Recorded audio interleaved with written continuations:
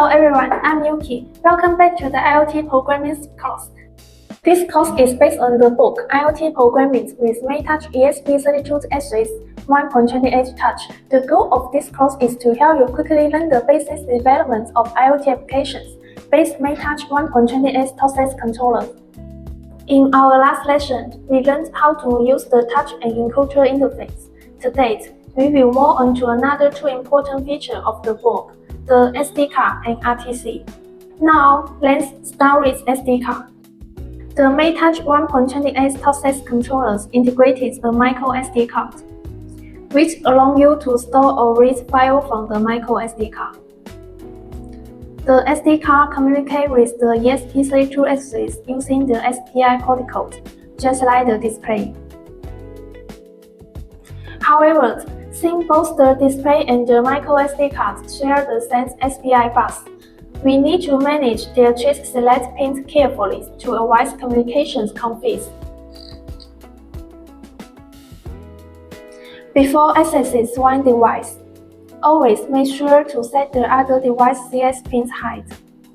This disables the inactive device, ensuring that only one device is listening on SPI bus at any time.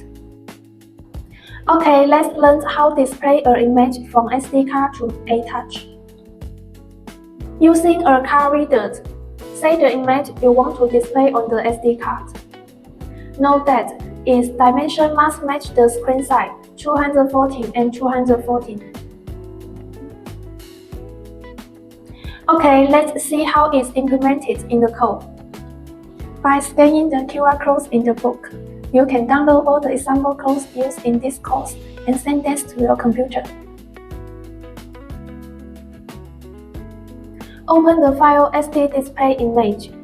In this project, we display the image stored on the SD card onto the screen. Define the TFT-CS and SD-CS pins separately, and define SPI pin. Set the CS pin for SD card and display as output. Set the display CS height to disable it, and the SD card CS load to enable it temporarily. Start the SPI bus and check if the SD card is mounted successfully. Once the SD card is ready, we collect there to print out a directory context, write file to print a file and write text into it, and read file to read the text back. This demonstrates basic SD files operations, left, right, and read. Then we call process JPGs, which checks whether the file is valid JPGs and load it into memory. We can segment its specific implementation. The function is JPG by 100. Check the first 3 bytes of the file to confirm that it starts with the same JPG 100, FF, D8, FF. The set JPG to array functions read the entire JPG file and store it in a dynamically allocated array in memory, so we can decode it later without needing the SD card at it. After we finish working with the SD card, we set SD-CS high to disable SD card, and set TFT-CS low to enable the display. Set the TFT backlight and initialize the GFS for the display. Display the set image arrives on the screen. With that, the code portion is complete. Use Type-C USB cable to connect the board and PC. Encrypt the touch menu. Then, select ESP32S3 test models on the board. Choose the collect point, and set USB CDC on book to enable. Click the Upload button on the Arduino IDE and wait for the code to upload.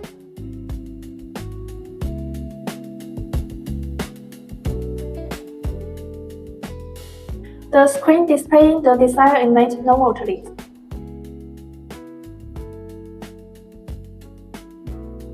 And using a card reader, you will find a new file named Hello TST on the SD card, containing the text. I suggest to write file with SD card with MaTouch. Next, let's look at the RTCs, real-time code models. RTC's main function is providing accurate timing to the main controllers during the controller in this sleep, or even when the whole system power off, as the RTC model has its separate power supply by a tiny batteries here. The MaTouch 1.28 process controllers, including a RTC chip, communicate with the main controller via the iPhone C bus with address C0S16A. In this project, we implemented a simple alarm code that allows users setting the current time and the alarm time. To simplify our task, I have write the code RTC, open the file with Arduino, configure the iPhone C pin, and define the RTC object. Define the alarm flag and alarm time variable. Initialize iPhone C and start the RTC model. Retrieve the current time and display it on the screen. Read serial point data and set time and alarm while serial command. When the command set time HHNNSS is entered while the serial point, the system set the current time to HH hours, MM minutes, and SS seconds. Similarly, entering the set alarm HHNNSS set the alarm time to HH hours, MM minutes, and SS seconds, and set alarm flag to 1 to check if it's the alarm time. When the alarm time is reached, the motor vibrates. With that, the code portion is complete. Use Type-C USB cable to connect the board and PCs. Encrypt the touch menu. Then, select ESP32S3 test models on the board. Choose the collect point, and set USB CDC on book to enable. Click the Upload button on the Arduino IDE and wait for the code to upload.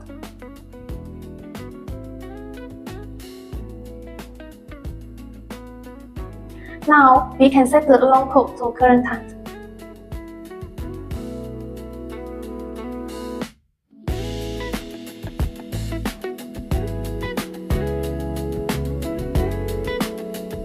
And set the alarm.